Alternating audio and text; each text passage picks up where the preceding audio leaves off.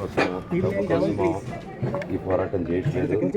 ఎందుకంటే ఈ పోరాటం కూడా కాదు, ఇది ఆత్మగౌరవం. నా భార్య పిల్లల సేఫ్టీకి సంబంధించి ఇది నాతో ఒక మగాడిగా నాతో డైరెక్ట్గా వచ్చి నాతో ఏం చేసినా నా భార్య పేరు ఇంక్లూడ్ చేయడం, నన్ను కుట్టేదానికి నా 7 నెలల పాపని ఇంక్లూడ్ చేయడం, నా బిడ్డలు ఇంట్లో ఉండగానే అలా బిహేవ్ చేయడం కాదు.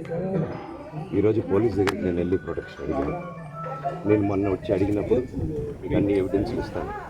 ఎస్ఐ గారు ఇక్కడి నుంచి వచ్చి నేను ఇస్తాను సార్ చూపించాను. కౌన్సిలర్లు అందరూ అభిప్రాయం దాంకున్నారని చూపించాను.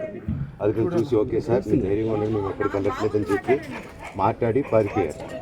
ఇప్పుడు కానిస్టేబుల్స్ వచ్చి అందరూ నా మనుషులందరినీ భయపించి ఇప్పుడు వాళ్ళ పేర్లు తీసుకొని బెదరగొట్టి మా మనుషులను పంపించేసి వేరే బాడీ గార్డ్ లోపలికి పంపించున్నారు సార్. ఏం జరిగిందండి అసలు? గొడవలు ఎందుకు జరిగాయి? డిపార్ట్మెంట్ ఎందుకు వన్ సైడ్ తీసుకుంటున్నారు? కంప్లైంట్ తీసుకున్న తర్వాత వాళ్ళకి ఏ అధికారం ఉంది?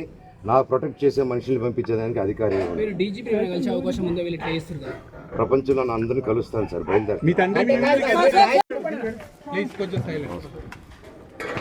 నేను ఆర్టీ కోసము ఈ పోరాటం చేయట్లేదు.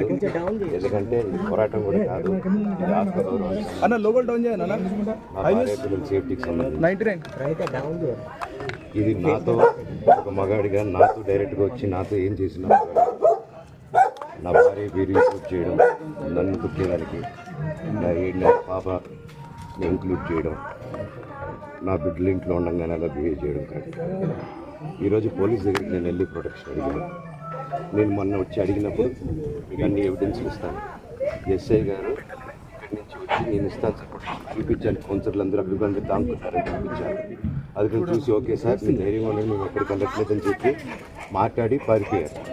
ఇప్పుడు కానిస్టేబుల్స్ వచ్చి అందరూ నా మనుషులందరినీ భయపించి ఇప్పుడు వాళ్ళ పేర్లు తీసుకొని బెదరగొట్టి మా మనుషులను పంపించేసి వేరే బాడీ గార్డ్ లోపలికి పంపించున్నారు సార్. ఏం జరిగిందండి అసలు? గొడవలు ఎందుకు జరిగాయి?